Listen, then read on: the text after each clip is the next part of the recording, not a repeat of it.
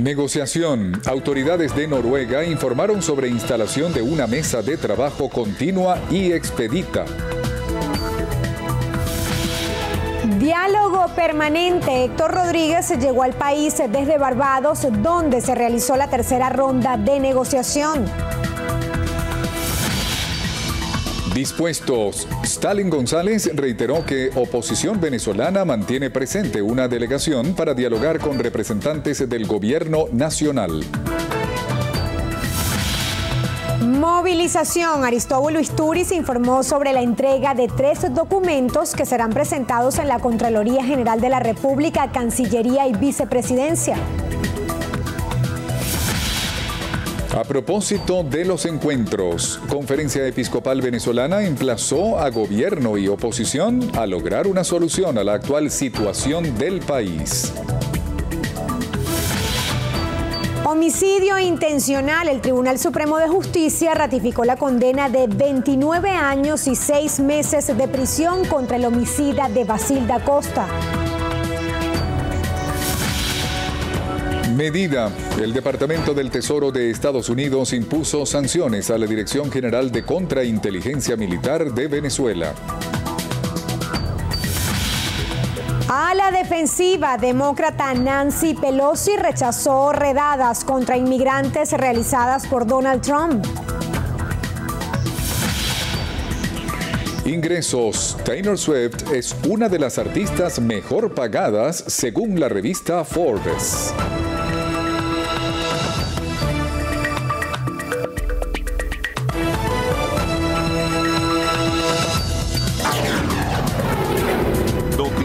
Venevisión, información justa y balanceada.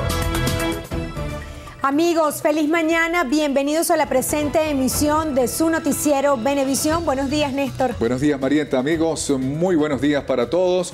De inmediato iniciamos nuestro acostumbrado recorrido con nuestros corresponsales por todo el país para conocer cómo amanece Venezuela. Hola, buenos días. La Gobernación de Lara realiza trabajos de adecuación y restauración en la avenida ribereña entre avenidas 34 y 38, donde se produjo un socavamiento del pavimento, producto del colapso de una tubería colectora de aguas fluviales y que se ha agravado debido a las recientes lluvias. El secretario de Obras Públicas, Servicios y Vivienda, Adolfo Pereira, aseguró que en 15 días se espera culminar estos trabajos. Alertó a los conductores que se efectuará un cierre parcial de esta arteria vial a fin de garantizar la transitabilidad. Desde el Estado Lara, en alianza con Latina TV, Génesis Colmenares, Noticiero Venevisión. Hola, buenos días, gracias por el contacto. Amanecemos en Cojedes informando que a través del Plan Tanque Azul, el Ejecutivo Regional entregó 250 tanques para el almacenamiento de agua en centros médicos e instituciones educativas. La gobernadora Margao Godoy informó que 150 son para el sector salud y 100 para el educativo, arrancando de esta manera este plan que se contempla llevar a las comunidades más vulnerables de la región. La entrega se realizó en el Liceo Creación de Limoncito, donde Godoy donó 361 tabletas a los estudiantes de esta casa de estudios, además de un kit de laboratorio para mejorar la práctica académica. Desde Cojedes, en la cámara de Darwin López, Héctor González, Noticiero Venevisión.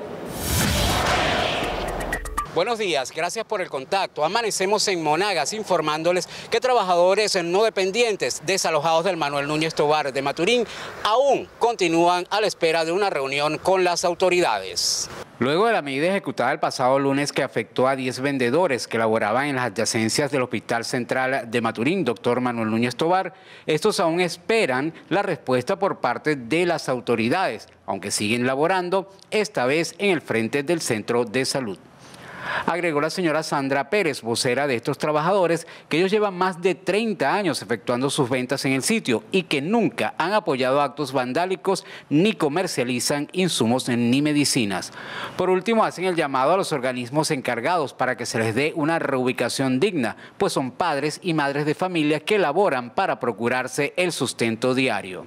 Desde Monagas, en alianza con TV Plus y en la cámara, Tomás Romero, Luis Bustamante, Noticiero Venevisión. El gobierno de Noruega ratificó la continuidad del diálogo entre el gobierno y la oposición venezolana. A través de un comunicado informaron sobre la instalación de una mesa de trabajo continua y expedita como parte del proceso que se realiza en ese país. Resaltaron que esperan que dicha medida funcione de manera eficiente con el fin de alcanzar una solución acordada dentro del marco de la Constitución venezolana. En el texto detallaron que está previsto que las partes realicen consultas para avanzar en las negociaciones. Subrayaron la importancia de que las partes tomen la máxima precaución en sus comentarios y declaraciones respecto a este proceso. Además, reiteraron el reconocimiento por los esfuerzos y el espíritu de cooperación mostrado y agradecieron al gobierno de Barbados por su hospitalidad como sede de esta tercera ronda de diálogos. Héctor Rodríguez, gobernador de Miranda e integrante de la delegación del gobierno en el diálogo con la oposición, llegó al país desde Barbados, donde se realizó la tercera ronda de negociación coordinada por Noruega. Durante una entrega de viviendas en el cual informó sobre la instalación de una mesa de diálogo permanente con la oposición venezolana, y el presidente Nicolás Maduro reiteró que como parte del acuerdo no se pueden revelar los temas. Solamente puedo decir, son 6 temas de una agenda acordada, consensuada. Y esos 6 temas se trabajaron ahora, parte de los temas. Pero tú me diste una expresión cuando nos saludamos aquí en los Valles del Tuy. No sé si te recuerdas de la expresión. Correcto, claro. Yo creo que podemos decir, presidente, primero de advertirle a nuestro pueblo de que este no va a ser un camino sencillo.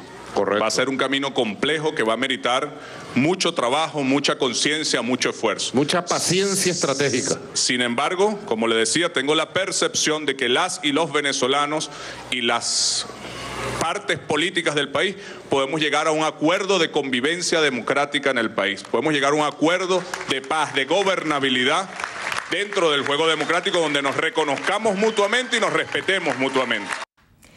El segundo vicepresidente de la Asamblea Nacional, Stalin González, reiteró que la oposición venezolana mantiene presente una delegación para dialogar con representantes del gobierno nacional. A través de su cuenta en Twitter, González resaltó que los venezolanos requieren de respuestas y resultados concretos. Detalló que la oposición hará consultas con el objetivo de avanzar y ponerle fin a la crítica situación por la que atraviesa el país. Stalin González, junto a Gerardo Blight y Fernando Martínez Motola, la delegación opositora que participa en el diálogo con el gobierno venezolano bajo la mediación de Noruega y que esta semana se realizó en Barbados. El vicepresidente sectorial para el Desarrollo Social y Territorial, Aristóbulo Istúriz, informó que este sábado la militancia del PSUV se movilizará para rechazar el texto suscrito por la alta comisionada de los Derechos Humanos de la ONU, Michelle Bachelet, con la entrega de 3 documentos que serán presentados en la Contraloría General de la República, Cancillería y Vicepresidencia. Diana Vázquez con los detalles. Istúriz aseguró que la representante de los derechos humanos ante la ONU presentó un informe manipulado sobre Venezuela. Rechazamos categóricamente, de la manera más digna, con la mayor fuerza posible, rechazamos ese disparate, ese disfraz, esa payasada, porque es una falta de respeto lo que hizo la Bachelet con nuestro pueblo. Venir aquí, reunirse con todo el mundo y no tomar en consideración las observaciones y los datos entregados e informados. Ese informe sesgado es meternos en la Corte Penal Internacional para justificar una invasión. Durante un congreso con los seguidores del partido, Istúriz precisó que el programa de alimentación CLAP llega a más de 5 millones de venezolanos. Y comen 5.300.000. Un día te voy a decir, es que no vino pollo, no vino nada. Lo que llegó fue caraota y arroz, esa es proteína también. Porque estamos en una guerra y tenemos que ver que a todos les llegue. Él también, ministro de Educación, dijo que ningún estudiante puede quedarse sin ver clases. El ministro Aristóbulo Istúriz destacó que el gobierno y la oposición hayan retomado las conversaciones en Barbados con el respaldo de Noruega y dijo que esto es una muestra a su juicio de la voluntad de diálogo. Diana Vázquez, Noticiero Venevisión. La Conferencia Episcopal Venezolana emplazó a gobierno y oposición a lograr una solución a la actual situación del país a propósito de los encuentros que sostienen ambos sectores bajo la mediación de Noruega. Manuel Covela nos ofrece los detalles. La petición figura entre los puntos de la exhortación final de la 112ª Asamblea Plenaria del Episcopado, cuya lectura corrió a cargo de Monseñor Jesús González de Zárate, obispo de Cumaná. En el documento, los prelados se pronuncian a favor de la realización de elecciones con todas las garantías. De reflejo este encuentro o los otros encuentros que se han dado exigen a todos los sectores de la vida nacional, tanto al gobierno como a los que no están de acuerdo con el gobierno, a encontrar caminos de encuentro. Creo que es una solicitud, como lo dice la exhortación, es un clamor nacional, que encontremos la manera de superar esta crisis. Los arzobispos y obispos también rechazaron las circunstancias en las que falleció el capitán Rafael Acosta Arévalo y cuestionaron el procedimiento que se llevó a cabo para darle sepultura. Realmente es un hecho lamentable porque le quitan a su familia la posibilidad más íntima que todos hemos experimentado cuando perdemos un ser querido, que es poder estar cerca de un ser querido, poder ver lo que queda pues, de él cuando ya ha partido de este mundo. Con relación al informe de la alta comisionada de Naciones Unidas para los Derechos Humanos, Michelle Bachelet, señalaron que el documento refleja la realidad del país. En su exhortación, el episcopado venezolano también abogó por la entrada masiva de ayuda humanitaria al país, pues consideran que los insumos que han llegado hasta ahora son insuficientes para atender las necesidades de la nación. En la conferencia episcopal venezolana, Manuel Covela, Noticiero Venevisión. El Tribunal Supremo de Justicia ratificó la condena de 29 años y 6 meses de prisión contra el homicida de Basilda Costa. José Perdomo, exfuncionario del Servicio Bolivariano de Inteligencia Nacional, SEBIN, ha sido condenado mediante la comisión de los delitos de homicidio intencional calificado, perpetrado con alevosía y por motivos innobles. Además, por el uso indebido de arma orgánica. Basilda Costa falleció el 12 de febrero de 2014 luego de recibir un disparo por arma de fuego cuando se encontraba con un grupo de manifestantes que lanzaban objetos contundentes contra funcionarios policiales entre las esquinas de Tracabordo a Monroy, en el municipio Libertador de la ciudad de Caracas. El diputado ante la Asamblea Nacional, Luis Emilio Rondón, denunció que a los delegados de la Oficina de la Alta Comisionada de las Naciones Unidas para los Derechos Humanos, Michelle Bachelet, no se les ha permitido constatar la situación en la que se encuentran los llamados presos políticos. Rondón criticó que el gobierno nacional cuestione el informe emitido por la Alta Comisionada de la ONU sobre los derechos humanos en Venezuela. La gente de la comisión de Bachelet ni siquiera los ha podido ver. No hay forma de saber si están bien, si están mal, qué necesitan. No reciben ningún tipo de insumo de parte del exterior.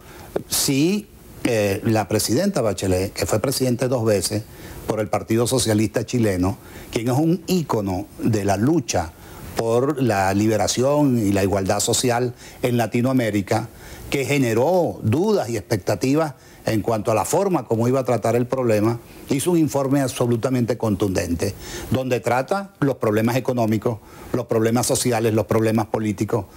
El parlamentario desestimó que el presidente de la Asamblea Nacional Constituyente, Diosdado Cabello, asegure que en las reuniones en Barbados no se habló de nuevas elecciones presidenciales. Que se está hablando de la elección presidencial, él sabe que se está hablando de la reestructuración y reinstitucionalización del Estado, de un nuevo TCJ, de un nuevo fiscal, de un nuevo defensor del pueblo. Él sabe que se están hablando de las cosas fundamentales y lo quiere negar públicamente para mantener su audiencia y su popularidad.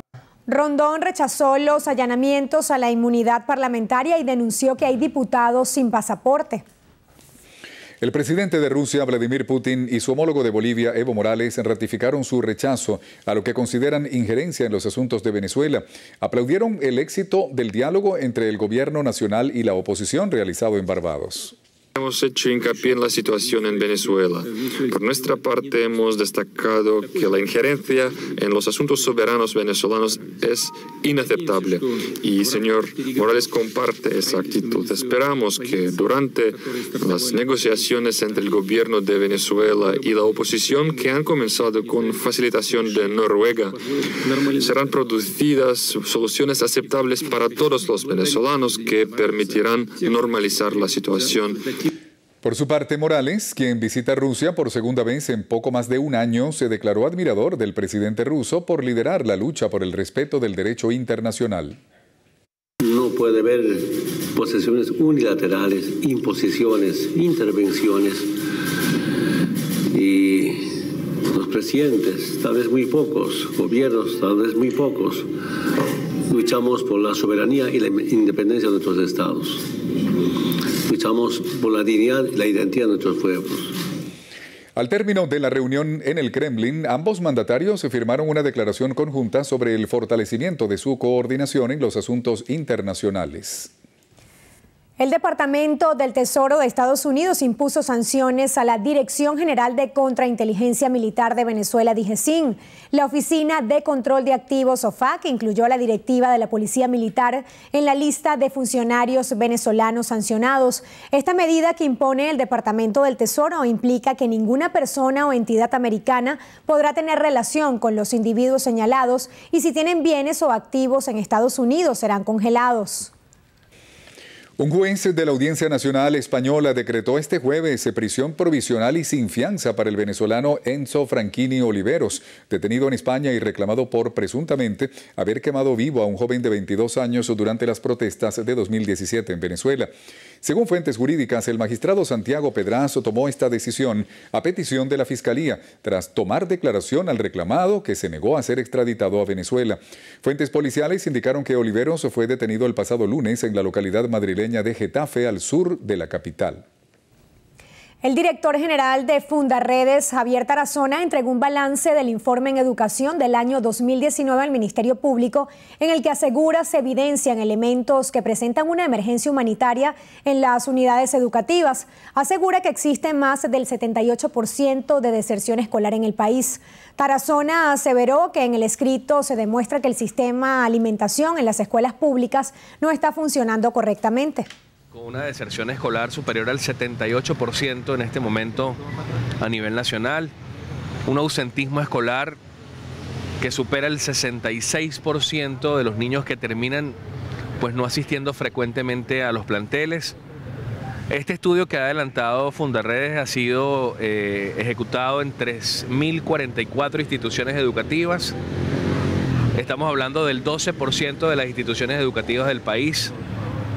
Nos referimos a que el sistema de alimentación escolar no está funcionando en la educación venezolana.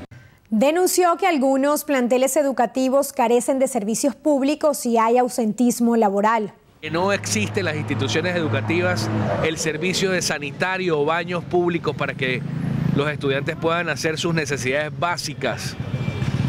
Nos referimos que el ausentismo de profesores en las instituciones educativas venezolanas están ocurriendo producto del colapso del transporte público, de la imposibilidad de trasladarse los docentes a las instituciones educativas por no tener acceso a dinero en efectivo. Tarazona subrayó que el estudio se realizó durante los últimos 3 meses en 50 universidades del país y arrojó que el 65% de los profesores buscan alternativas para generar otros ingresos. Iris Varela, ministra para el Servicio Penitenciario, encabezó una jornada de atención integral en salud, medicinas y distribución de alimentos a 3 comunidades cercanas al centro de reclusión de Yare. Lee Flores estuvo en el lugar y nos informa. En el sector Puente Carrera de San Francisco de Yare, la ministra Iris Varela, en contacto directo con la gente junto a su equipo, atendió las necesidades de los habitantes de esa localidad del estado Miranda. El Ministerio Penitenciario, siguiendo las orientaciones del presidente, lo que el presidente nos ordena pues para la atención de la comunidad, sale con su equipo de médicos del servicio penitenciario, coordina con las autoridades de otras instituciones. Con esta jornada que se prolongará hasta el día sábado se van a atender 3 comunidades de este sector, que es aquí Puente Carrera, la comunidad de Piñango y la comunidad de La Guada. Hoy estimamos que se atiendan a más de 1.500 personas. ¿Qué se está haciendo aquí? Atención pediátrica, medicina general, atención odontológica. Tenemos la jornada de vacunación de las Américas, estamos entregando medicamentos a través del 0800 Salud. A la persona se le hace una atención con los médicos especialistas que los revisan, que les hacen su evaluación, su consulta médica, Y bueno, si alguien amerita una operación incluso, se puede hacer la captación y se empieza a programar para que pueda poder atenderle a la persona el problema que presente, pues atenderle su patología. Y del resto, bueno, aquí también se está haciendo desparasitación. La ministra Iris Varela dijo que el gobierno del presidente de la República, Nicolás Maduro, no solamente garantiza la atención integral bajo el nuevo régimen penitenciario a los privados de libertad, sino también a las comunidades que están en los alrededores de los centros de reclusión. Esta jornada se extenderá hasta el próximo sábado y de allí las clínicas móviles se trasladarán hasta el estado Falcón. Desde San Francisco de Yare, Eli Flores, Noticiero Venevisión. La Corte Interamericana de Derechos Humanos informó estar dispuesta a realizar una visita a Venezuela para evaluar la situación de derechos humanos en el país. Mediante un comunicado, la Corte también expresó su deseo de investigar el caso del capitán Rafael Acosta Arévalo y observar la situación de los llamados presos políticos. El organismo pidió al gobierno de Venezuela que se le permita el ingreso de la delegación al país y se garanticen los medios de transporte terrestre y de seguridad, así como la designación de un punto focal para los efectos de coordinación de los aspectos logísticos y de la agenda de la visita. El comunicado emitido por la Corte Interamericana de Derechos Humanos fue en respuesta a la petición hecha por Gustavo Tarre Briceño el pasado 1 de julio. Mientras el gobierno de Estados Unidos amenaza con deportar a un mayor número de indocumentados y el presidente Donald Trump presiona para que se incluya la pregunta de ciudadanía en el censo de 2020, la líder demócrata Nancy Pelosi salió a la defensiva. Hezbel Tobías, de La Voz de América, tiene todo el reporte.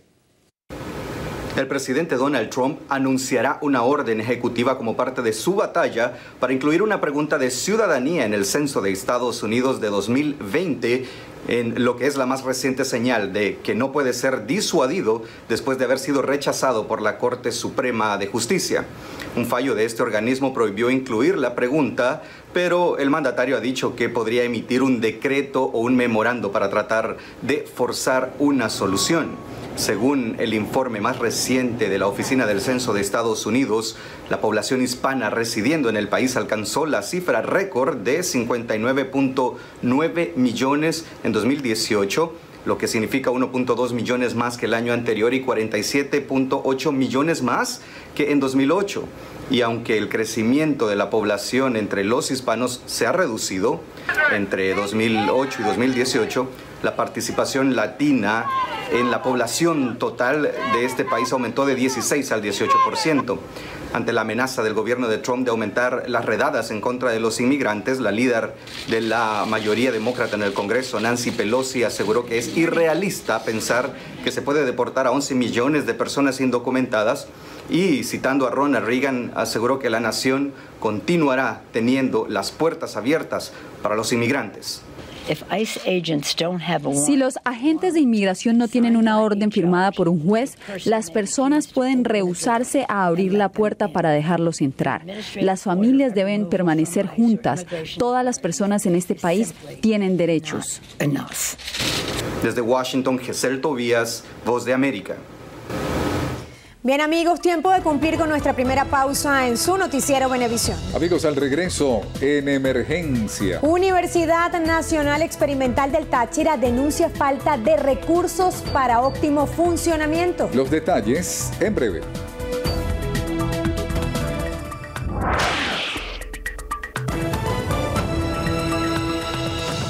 Mercedes González se requiere con carácter de urgencia trítico trazodone de 50 o 100 miligramos. Quienes puedan colaborar, favor comunicarse al 0414-205-8852. Recuerde, las colaboraciones son gratuitas, no acepte realizar pago alguno.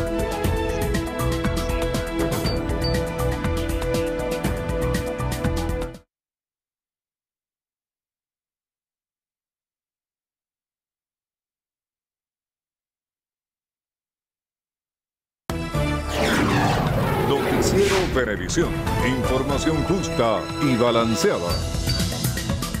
Amigos, continuamos con las informaciones. Expertos en materia eléctrica adscritos al Partido Voluntad Popular advierten que se mantienen las condiciones que causaron los apagones de gran magnitud que afectaron al país en el mes de marzo. Señalan que la mayoría de la energía que se genera en la central hidroeléctrica del Guri se suministra a Caracas. Los especialistas denuncian que se han tomado paliativos y no las medidas necesarias en el sistema eléctrico nacional. Denuncian que la capacidad de generación de energía a través de centrales unidades termoeléctricas en la capital se redujo en un 83%, lo que hace que dependa cada vez más de la planta del Guri. El consumo de Caracas está ahorita aproximadamente en 1.200 megavatios y en Guri se están produciendo 1.800 megavatios y a nivel nacional la generación térmica es muy poca. Entonces básicamente lo que se está produciendo en Guri es para alimentar Caracas y el resto de la generación, tanto del mismo Guri como la térmica disgregada en el resto del país, es lo que se reparte en los demás estados. Cuestionaron también las condiciones del servicio de agua potable en la capital. No nos está llegando el agua potable por algo tan elemental que es que no tiene el cloro y no tiene el lumbre. Por eso ustedes ven un color turbio en el agua. Cuando hay el color turbio no les está viniendo potable. Nos debería llegar un promedio de 20.000 litros por segundo a Caracas y solamente está llegando 12.000. Se están perdiendo en el camino desde abajo, desde el embalse Macamatagua hasta Caracas, más de 8.000 litros por segundo. Es algo así como un cambio de cisterna por segundo que se pierde agua. Ingenieros, arquitectos y representantes de gremios afines conformaron un movimiento de profesiones que se encargará de realizar diagnósticos y proponer soluciones para mejorar el funcionamiento de los servicios públicos del país. El presidente de la República, Nicolás Maduro, lideró la entrega de la vivienda número 2.700.000 en el urbanismo Ciudad Zamora en Cuba, Estado Miranda. El jefe de Estado reiteró que para este año la principal meta del gobierno nacional es llegar a los 3 millones de vivienda en todo el país.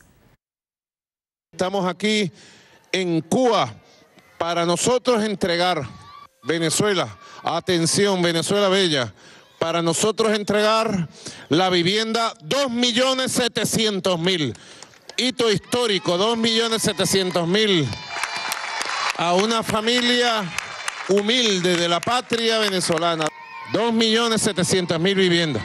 Y este mismo año llegamos a las 3 millones de viviendas, llueva, truene o relampaguee, llegaremos a 3 millones de viviendas. En cada urbanismo construido tiene que haber un consejo comunal, una comuna, tienen que existir los CLAP, funcionar los comités locales de abastecimiento y producción. Por otra parte, el ministro para Hábitat y Vivienda, Ildemaro Villarruel, afirmó que el objetivo local es una proyección de 4.200 viviendas. Este es el proyecto, mi comandante presidente, de Ciudad Zamora, que tiene una proyección de 4.200 viviendas y hemos construido con estas 120 que estamos entregando hoy 2.860 viviendas que van a beneficiar a estas 2.860 familias. Nosotros vamos a seguir avanzando. Junto a esto hay una planta que es parte de la transferencia tecnológica de paneles prefabricados que permite construir de manera muy acelerada y de muy buena calidad. En la actividad lo acompañó la primera dama Cilia Flores y el gobernador del estado Miranda, Héctor Rodríguez. Diputados de la Asamblea Nacional presentaron el proyecto del Plan País en el estado Zulia con la finalidad de afrontar la situación venezolana. Distintos sectores sociales, económicos, gremiales, entre otros de la región zuliana, con el respaldo del Parlamento, presentaron esta propuesta integral que busca priorizar 3 áreas, como son la emergencia humanitaria, estabilización económica y crisis eléctrica. La gobernabilidad, hay que abordar los acuerdos políticos que permiten ejecutar acciones determinadas. Plan País, más allá de una política o un programa puntual en las distintas áreas, es un espacio de acuerdo nacional. Señalaron que la intención es seguir consultando y mejorando las propuestas para alcanzar un amplio consenso nacional. Venezuela, según las estimaciones de la Asamblea Nacional, ha caído 64%. Y cuando uno dice, bueno, ¿dónde ha caído fundamentalmente ese PIB en Venezuela? Evidentemente el estado Zulia.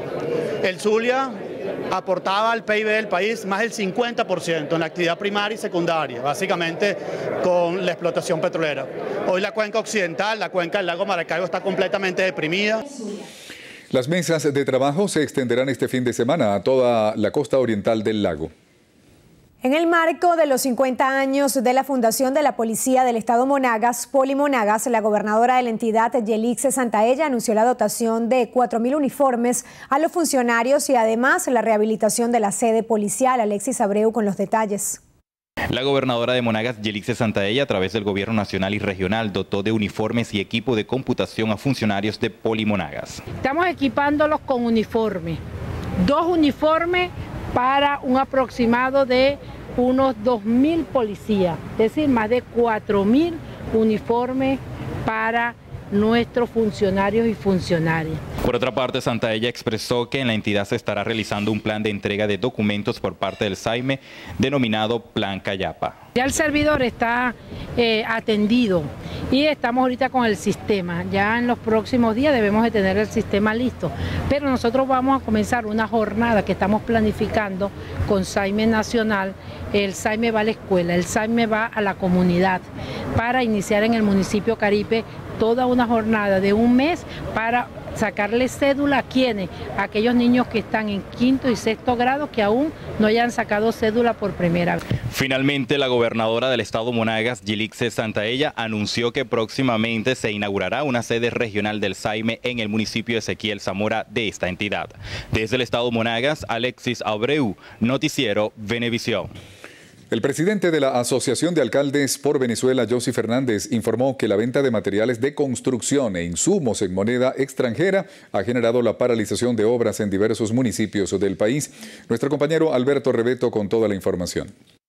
El también alcalde del municipio Los Alias denunció la situación y aseguró que a pesar de las dificultades, trabajan para cumplir el cronograma de obras 2019. Estamos atendiendo varias emergencias con toda la problemática que tenemos desde el punto de vista económico, porque no puede ser que un saco de cemento hoy lo estén vendiendo en dólares y que te lo estén vendiendo en dólares y que te hablen de $15 un saco de cemento.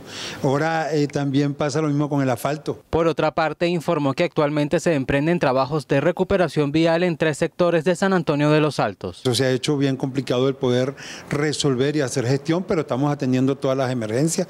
Ya estamos terminando la avenida, estamos atendiendo una obra en el Paseo Los Burros, ya hemos asfaltado en el sector El Amarillo, es decir que estamos tratando de salir de obras importantes para nuestra comunidad. Desde San Antonio de los Altos de Altos Visión, Alberto Rebeto, Noticiero Venevisión. La Organización de Países Exportadores de Petróleo OPEC informó que Venezuela ha sufrido una disminución de la producción petrolera de 2,13% entre los meses de mayo y junio.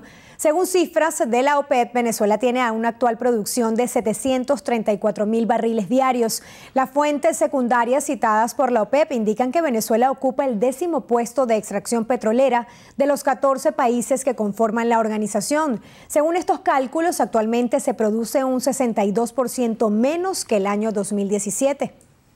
El primer vicepresidente de Fede Cámaras, Ricardo Cusano, informó que de las más de 12.000 empresas industriales que habían en el país, están funcionando menos de 3.000, las cuales están operando a 20% de su capacidad instalada.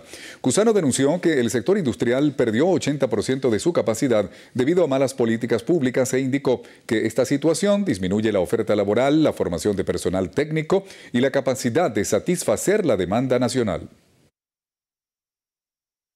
Teníamos 12.700 empresas, industrias, que hoy apenas quedan unas 2.600 trabajando apenas a un 15-20% de su capacidad instalada.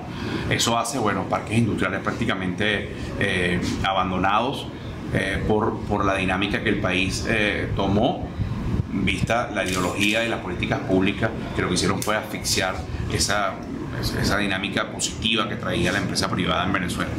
Cusano denunció además que algunos de los productos que están siendo importados a Venezuela no cumplen con la reglamentación del país. Y ahora, bueno, se han abierto una serie de importaciones que si verdaderamente están reactivando algo en la economía, no es menos cierto que no cumplen con la legislación local, con permisos sanitarios, con una norma de etiquetado y al final de la historia no es sustentable en el tiempo porque no genera el empleo necesario y sobre todo es una gran cantidad de productos que no es accesible para toda la población, que es lo más importante. Considera que la ley para el pago de impuestos a los grandes patrimonios aprobada por la Asamblea Nacional Constituyente es una medida que afectará aún más la actividad comercial en Venezuela. Insistió que es necesario cambiar las condiciones de la economía para reimpulsar el aparato productivo del país.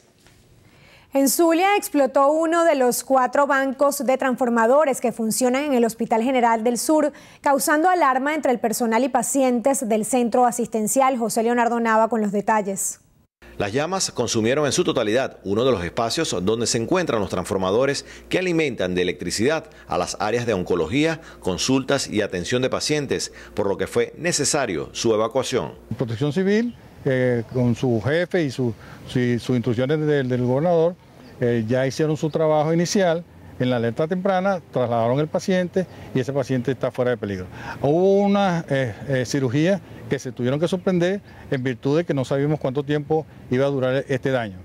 Gracias a Dios, pues esos pacientes que estaban en quirófano haciendo turno para entrar y ser operados, fueron devueltos a sus lugares de hospitalización dentro del hospital sin ningún peligro.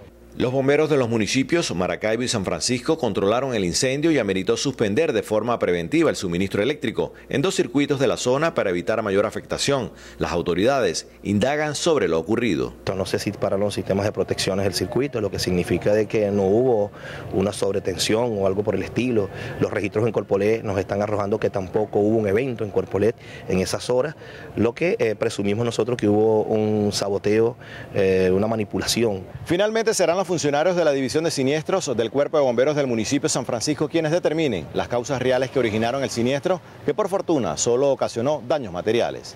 Desde el estado Zulia, José Leonardo Nava, Noticiero Venevisión.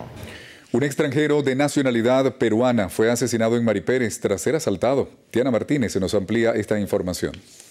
El hombre, identificado como Hugo Andrés Palomino, de 51 años de edad, tenía nacionalidad peruana y 25 años de residencia en Venezuela. El lunes pasado salió de su casa a hacer diligencias y nunca regresó. Su único hijo recibió una llamada en la cual le informaron que su padre había sido atacado a puñaladas en el cuello en un sector de Maripérez. El móvil presuntamente fue el robo, pues lo despojaron del dinero en efectivo que había trabajado en todo el día. Era comerciante informal en las inmediaciones del mercado de Chacao y vivía en Pinto Salinas. El CICPC investiga el hecho y los familiares exigen justicia. En otros hechos, un adolescente de 15 años de edad, recluido dentro del internado Ciudad de Caracas, fue asesinado por otro menor de edad, también privado de libertad. Los jóvenes sostuvieron una riña. La víctima mortal recibió un golpe en la cara que lo hizo caer y golpearse en la cabeza contra el borde de una cama y convulsionar. Fue trasladado de inmediato a un centro asistencial cercano, pero llegó sin signos vitales. El adolescente responsable de este asesinato se encontraba privado de libertad por 2 homicidios más. Fue mudado de este albergue a otro centro de detención para menores de edad. Desde la morgue de Bellomonte, Diana Martínez, Noticiero Venevisión. Hacemos una nueva pausa. Amigos, al regreso, recuerden, venimos con más información. Quédense allí.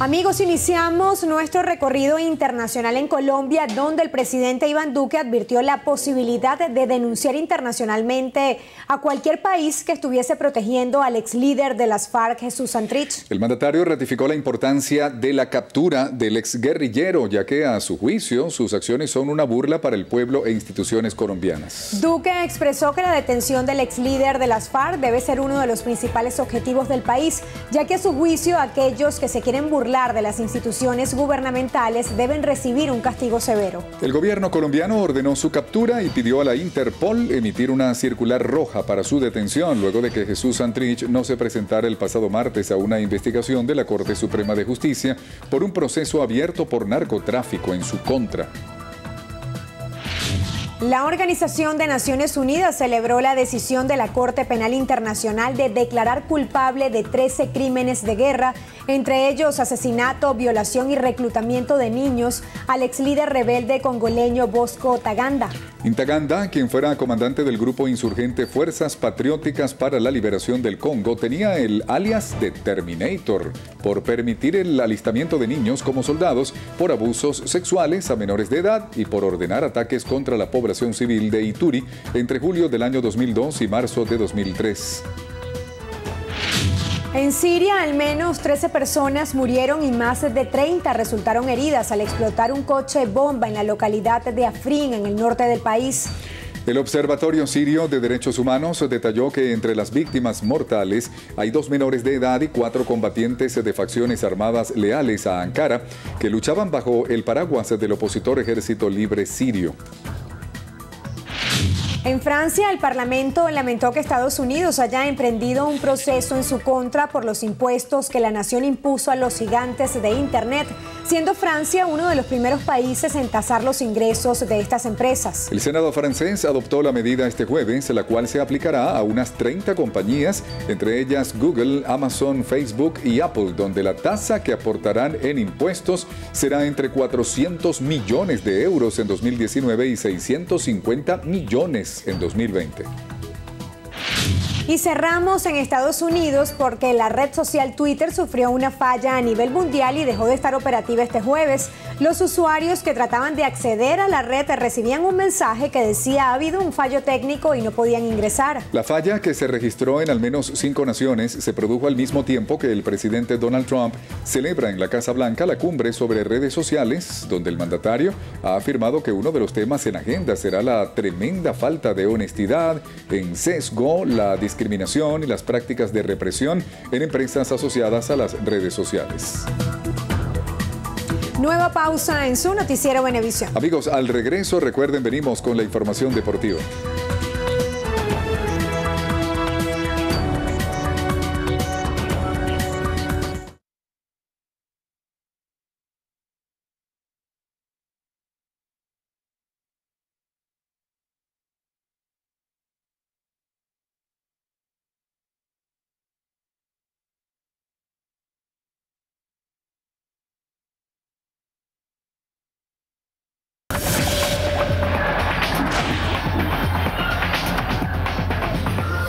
Amigos, iniciamos los deportes y lo hacemos con la atleta criolla Yulimar Rojas. Vuelve a ser noticia. Ella logró imponerse en la 6ª parada de la Liga Diamante que se realizó en Mónaco. Rojas logró alcanzar un salto de 14,98 metros, superando a la cubana Liadgamis Povea, que ocupó el 2º lugar, y de la jamaicana Shanieka Ricketts, que terminó en la 3ª casilla. Gracias a este triunfo, la venezolana se ubica en la 3ª casilla de la competencia al sumar 15 puntos. Caterine Bargüen de Colombia domina con 19 unidades y Ricketts está en el 2º puesto con 17 puntos. Continuamos con Fernando Nando Gutiérrez, un nuevo prospecto venezolano que está por sumarse a las filas del Atlético de Madrid. Nando, de tan solo 18 años, fichó con el cuadro colchonero hasta el año 2023. El jugador, salido de la Academia Dynamo, debe presentarse a partir del 15 de julio de 2019 en la capital española para sumarse a los trabajos de los equipos filiales. Cerramos con el Tour de Francia porque el belga Dylan Teuns del equipo Bahrein Mérida se quedó con la 6ª etapa de la Ronda Gala disputada entre Melhaus y la plancha de Svelefil con un recorrido de 160 kilómetros. Hay nuevo portador de la camiseta amarilla, es el italiano Giulio Ciccone del equipo Trek Segafredo, que entró en la 2ª posición y tiene ahora 1 minuto 35 segundos de ventaja sobre el anterior portador, el francés Julien Alaphilippe. La etapa 7 se correrá este viernes entre Belfort y Chalon-sur-Saône con un trayecto de 230 kilómetros. Nueva pausa en su noticiero Venevisión. Amigos, al regreso, Marieta Puche con la información de estrenos y estrellas. Quédense allí.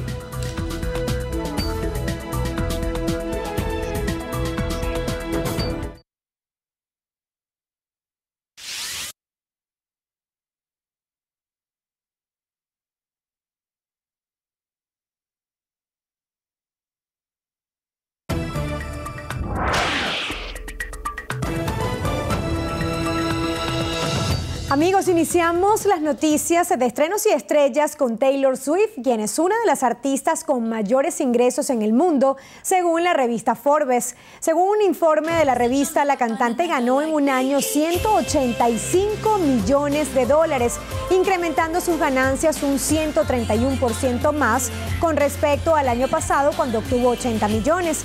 La riqueza de Taylor se le atribuye principalmente a los conciertos que ha realizado en Estados Unidos bajo la gira gira Reputación, con la que recaudó $266 millones y rompió el récord de recaudación de un tour en la historia del país. La lista de la revista incluye en el segundo lugar a Kylie Jenner, media hermana de Kim Kardashian, quien recaudó aproximadamente 170 millones gracias a su empresa de cosméticos.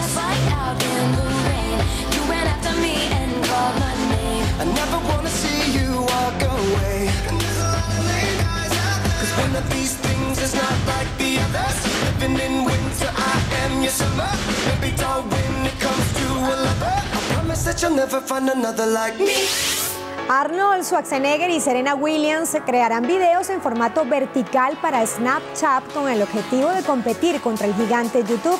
En el caso del actor, ofrecerá videos de carácter motivacional en un canal exclusivo denominado Normas para el Éxito, mientras que celebridades influyentes como la tenista Serena Williams, Kevin Hart y otras estrellas usarán la red social para potenciar su catálogo de videos exclusivos. Si bien Snapchat ha enfocado su contenido en el público más joven, con esta estrategia la plataforma busca atraer y fidelizar a un público más adulto.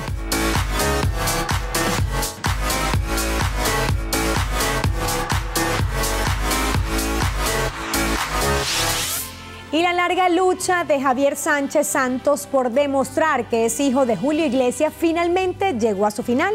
Así lo determinó este miércoles la justicia, luego de que la demanda por paternidad que inició María Santos, una ex bailarina portuguesa que asegura haber tenido un romance con el cantante en 1975. Iglesias se había negado en estas 13 décadas a practicarse la prueba de ADN que habría terminado la disputa legal. Sin embargo, el juez dijo que había un parecido físico obvio entre ambos hombres. Me has querido siempre, que fui el primero, que cuando me vaya me vas a extrañar. Esa historia que cuentas, puras mentiras, porque yo he sido siempre el perdedor. Cerramos con el video In My Head, que fue publicado por Vogue luego de que Ariana Grande protagonizara la nueva portada de la revista de modas.